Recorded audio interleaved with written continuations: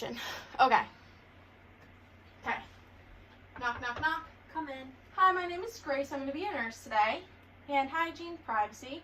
Can you tell me your name and date of birth? Ashley Bischoff, 12/27/99. Ashley, are you having any pain right now? No. Okay. I'm going to be giving you your head-to-toe assessment. This involves touching. Is that okay with you? Yes. Okay. Can you tell me where we are right now? The bedroom. And can you tell me the date? April 19th. Okay. So I can tell that my patient is sitting comfortably erect. She is alert and oriented ×3. She's dressed appropriately for the weather and the occasion. She's well nourished and well groomed. Her speech is clear and coherent, and she's calm and cooperative, and she maintains good eye contact. We recently did her vitals, and those were stable, and we also calculated her BMI with her height and weight, and that was within normal limits as well. We're going to start by assessing her skin. So we can see that her skin is fair, it's consistent with her genetic background, her hair is evenly distributed, there's no bumps, lumps, lesions, masses, or rashes, and we're going to assess temperature with the back of her hands. We can feel that her skin is warm and dry. We're going to assess turgor, and her skin is mobile with no tenting. We're going to assess her nails, and her nails are round and clean and translucent. Her contour is less than 160 degrees, which indicates that there's no clubbing. Her capillary refill is less than 2 seconds on both hands. Moving on to her hair, we can see that it is blonde and shiny. There's no infestations or evidence of flakiness. Her scalp has no evidence of swelling or redness. And palpating her head, we can see that there is, we can feel that she has a normal cephalic. Are you having any pain? No. Okay, so moving on to her face, we can see that her eyes and her eyebrows, her ears, her nose, and her mouth are all symmetric. And we're going to start by assessing her temporal arteries. And they are +2 bilaterally. And we're going to assess her sinuses, her maxillary sinus. Any pain? Nope. And her frontal sinus. Any pain? Nope. Okay. So now we're going to assess her cranial nerve 5, the trigeminal. Can you clench for me? Open your mouth and clench. Okay, and strength is equal bilaterally. We're going to assess the sensory portion of cranial nerve number 5 by using a Q-tip. Can you close your eyes and tell me where you feel the sensation? My forehead, my cheek, my other cheek, my chin. Okay. So cranial nerve number 5 is intact, and now we're going to assess cranial nerve number 7, which is the motor. Can you smile and frown? Okay, her smile and frown was symmetric, so we can say that cranial nerve number 7 is also intact. Moving on to her eyes, we can see that her eyes are symmetric, her eyebrows and her ears are all symmetric, and her hair on her eyebrows and eyelashes are evenly distributed and going the same direction. We're going to palpate the lacrimal apparatus. Any pain? Nope. Any pain? Nope. Okay, we're going to pull down on the conjunctiva and see that her conjunctiva is pink and moist and her sclera is white. And we recently did her visual acuity test, and we found that she has 20/20 vision, which indicates that she can see what a normal eye can see at 20 feet. And that tests cranial nerve number 2, the optic nerve, as well as the confrontation test. So can you cover one eye? And tell me when you see my fingers. I see them. I see them. I see them. And the other eye? I see them. I see them. And I see them. Okay, so cranial nerve number 2 is intact, and now we're going to assess her pupils. We can see that the left eye constricts directly and the right eye constricts consensually. The right eye constricts directly and the left eye constricts consensually. Can you focus over here on my pen light and focus in? And the pupils constrict and converge, so now we can say that the pupils are equal, round, reactive to light, and accommodated. And I'm going to assess her 6 cardinal fields, which are the cranial nerves 3, 4, and 6. Can you follow my pen light?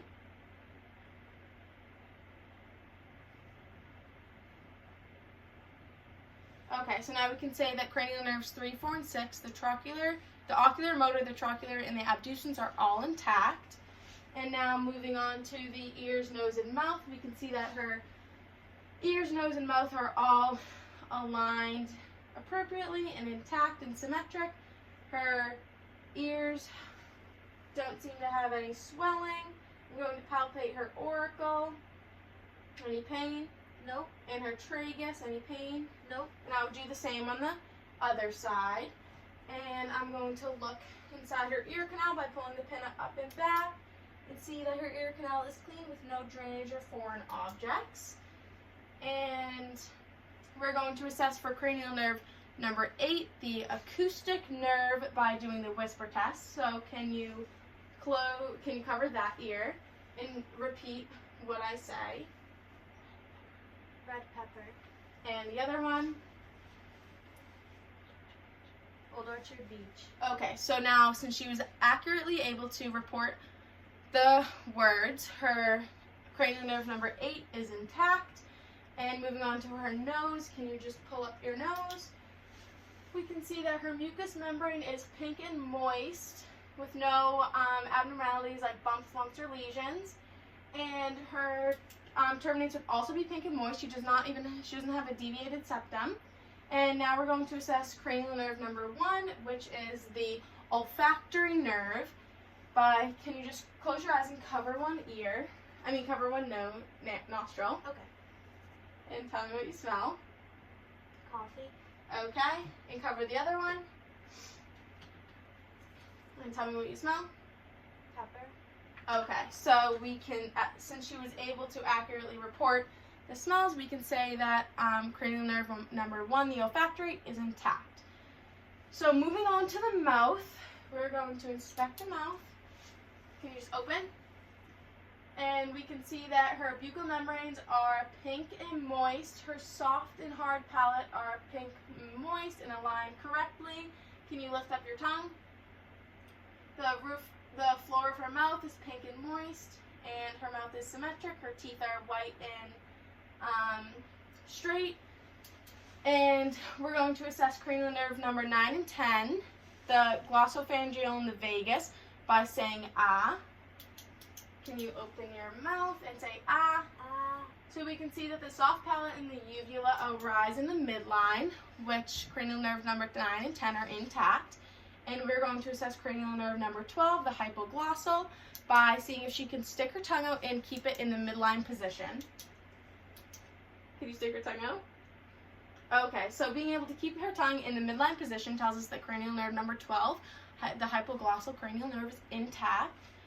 So moving on to the neck and throat, I'm just going to have you turn around like this. Face this Oh way. wait, no. Face me. Okay.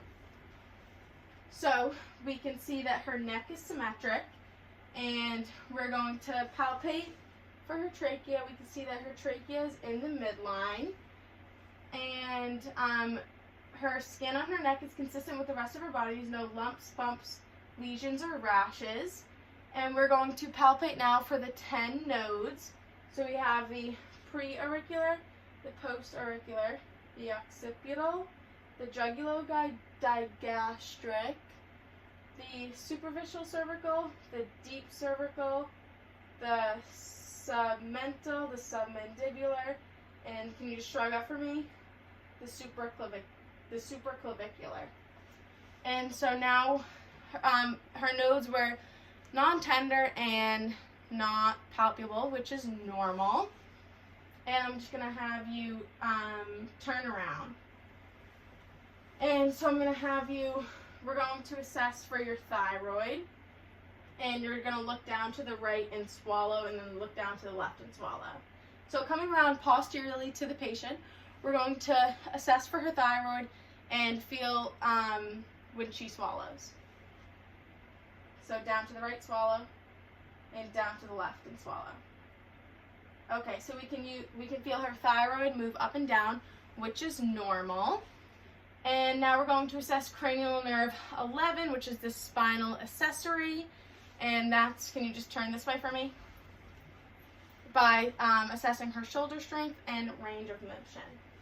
So can you shrug up for me? And resist my hand on your cheek, like that way, and then this way.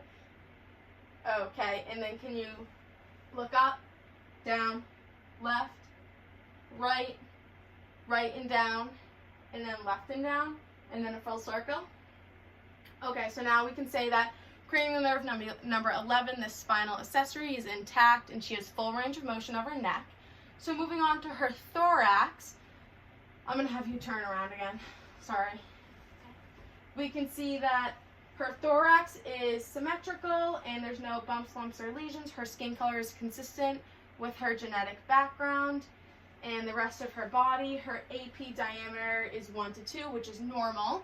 We're going to palpate her spinous process starting at C7.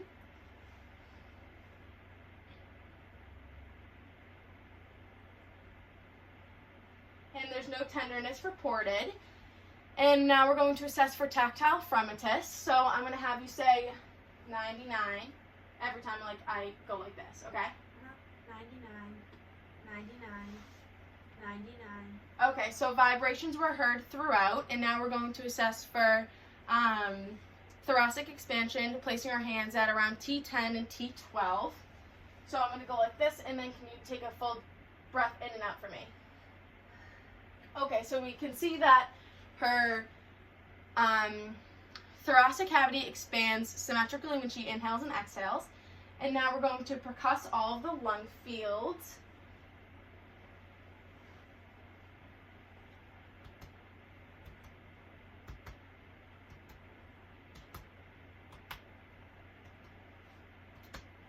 Okay, so resonance was heard throughout, and dullness would be noted if I went over a bone.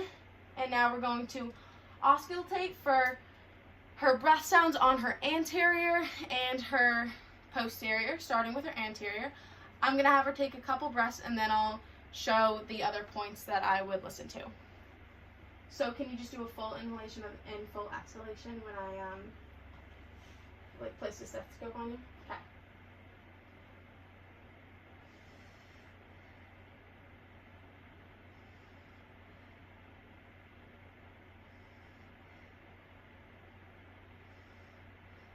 Okay, so you want to listen to a full inhalation and a full exhalation, and I would also listen here, here, here, here, here, and here. And then I'm going to have you turn to the front. And this is her anterior side. Breathe in. Okay, and I would also listen here, here, here, here, here, and here. And I heard no adventitious sounds, and her breath sounds were clear throughout. And now we're going to move on to her heart. So I'm going to have you lay back at around like a 30-degree angle. Just lay back on the pillows. Up a little bit. Okay. So we're going to start by looking at inspecting her neck. We can see there's no lumps, bumps, lesions. Her skin is consistent with her genetic background, and her skin color is good. So we're going to start by inspecting to see if we see any distension with her external jugular vein, and there's no distension on the left or right side. And the internal jugular vein, which is around lower on the neck, we can see like some soft waves down at the bottom, which is normal. And then we're going to palpate for the carotid arteries.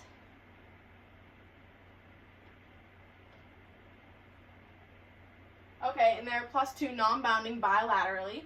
And now we're going to auscultate for bruits with the bell of our stethoscope, starting at the angle of the jaw, the mid-cervical, and then the base of the neck.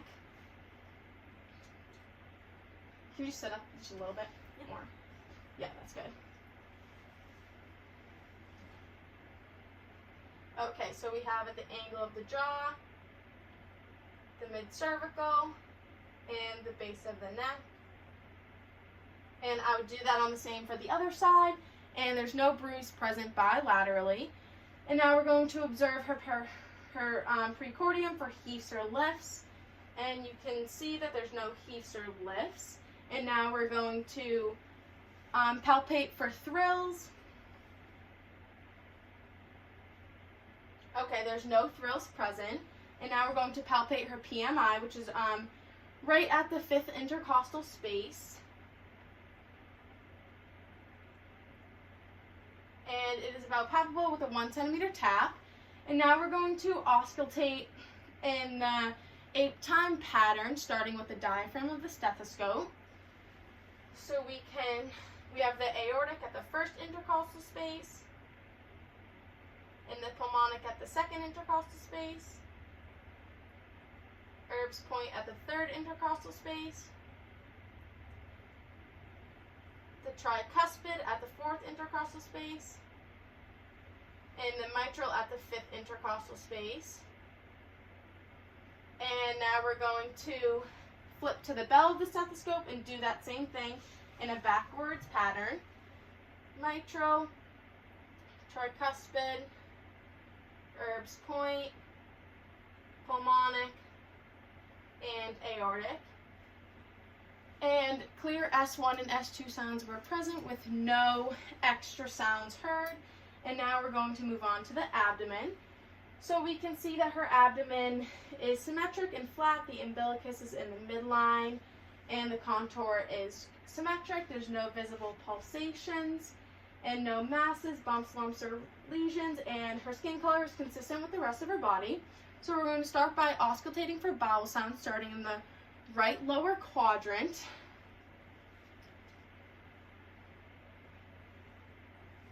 With the diaphragm of our stethoscope.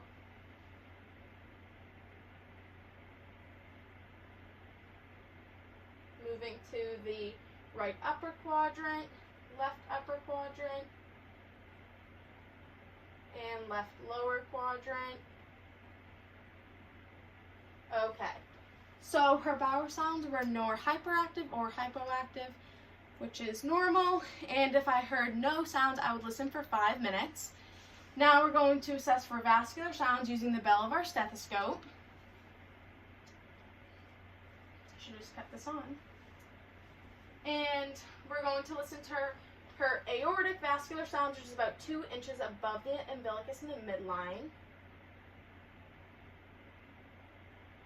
And then 2 inches from there is the renal on the left and right side. And then going back to the midline with the umbilicus would be the iliac.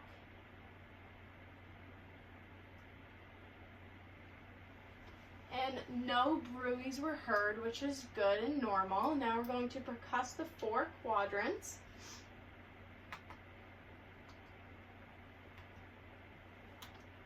Okay, and gastric tympany was heard throughout, and dullness is noted over the liver. Now we're going to use light palpation over the 4 quadrants and to test if there's any tenderness. Any pain? No. So again, we're starting in the right lower quadrant and moving up. Any pain? No. Okay. So we're using the 3 pads of our fingers, and there's no pain reported and no tenderness. So I'm going to have you sit back up. And we're moving on to the musculoskeletal system with the upper and lower extremities. And we can see her upper extremities. Again, her skin is consistent with the rest of her body. No bumps, lumps, or bruises. No rashes. We're going to assess temperature again. And her skin is dry and warm. Yeah. Okay, now we're going to assess for her pulses. Just go like this. Her brachial pulse, her radial pulse, and her ulnar. Her radial and then her ulnar are all +2 bilaterally. And now moving on to her lower extremity, so I'm just going to have you hang your feet off the bed. We're going to assess her popliteal pulse, which is right under her knees. Oh, you can't really see, but. And then her posterior tibial. And then her dorsalis pedis, which is right. We rotate and out. Okay, and those are all +2 bilaterally, and we're going to assess for edema, down below and near the pretibular area. There's no edema. We can see that her lower extremities are symmetric. You always want to look for symmetry down in the lower extremities. There's no edema present. Her skin is consistent with the rest of her body. No rashes, lumps, bumps, or lesions. And now we're going to assess for soft and sharp senses. So, can you close your eyes and tell me if you feel soft or sharp? Soft. Sharp. Soft. Sharp. Yes. And then Soft.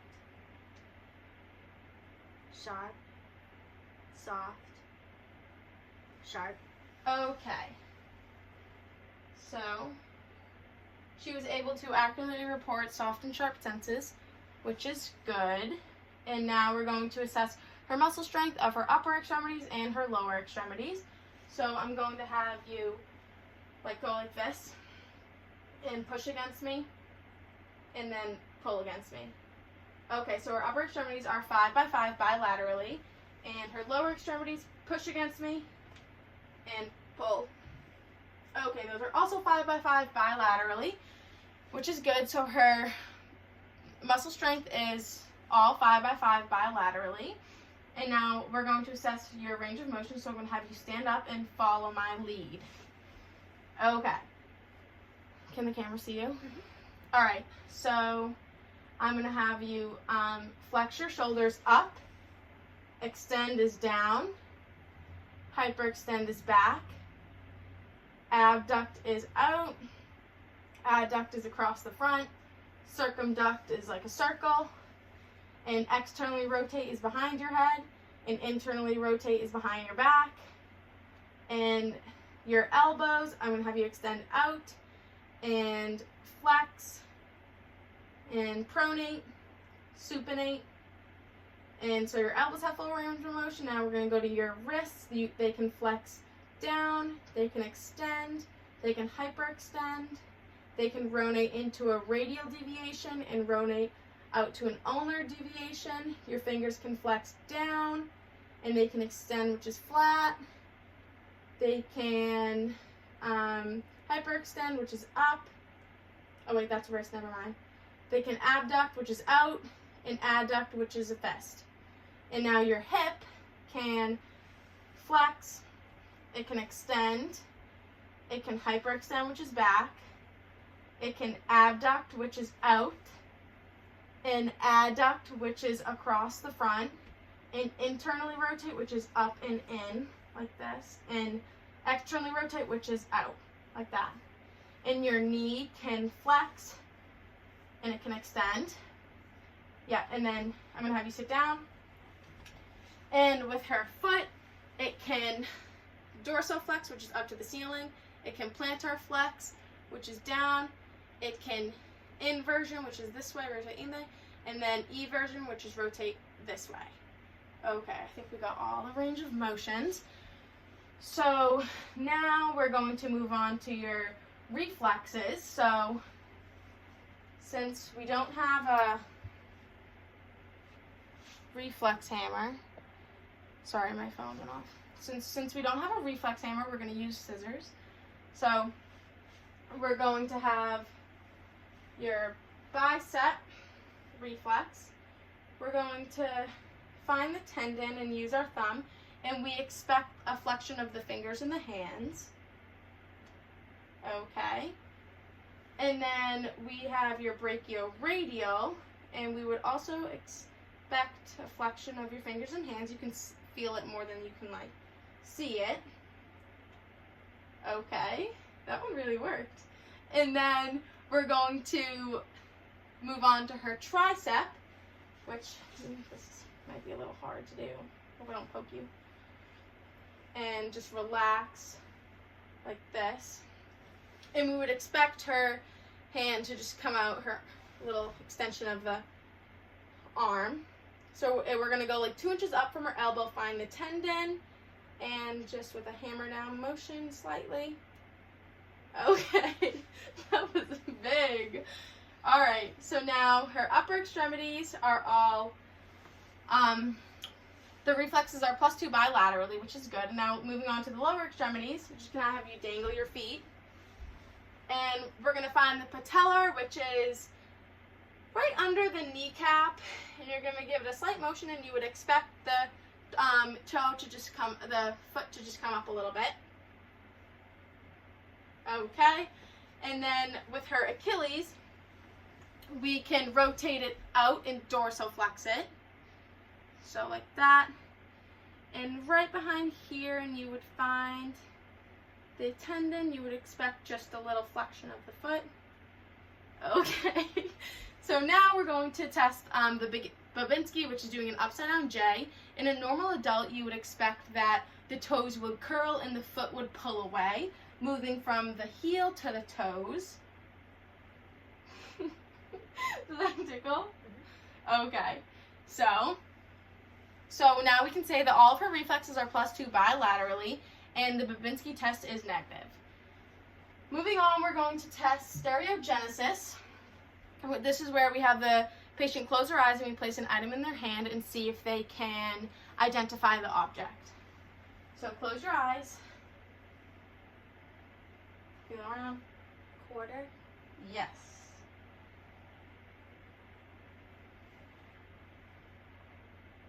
Paperclip. Yep. Okay, so the patient was accurately able to identify the objects, and now we're going to test graphesthesia. This is when you draw a number and with their eyes closed and see if they are able to identify the number.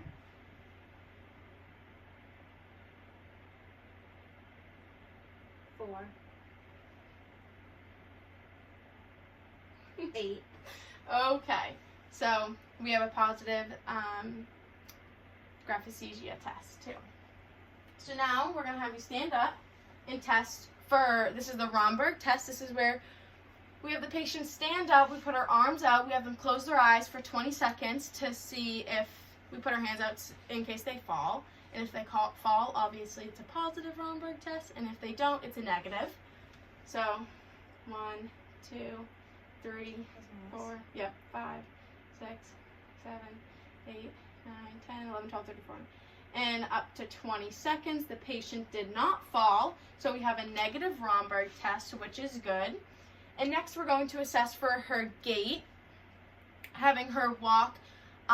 Normally we're just gonna, this is for testing for risk of falls, just to see how well she does when she walks. We're looking at any swaying or any uneven steps, symmetry in her steps, and to just see how safely she walks. We're gonna have her walk normal and then on her toes and on her heels.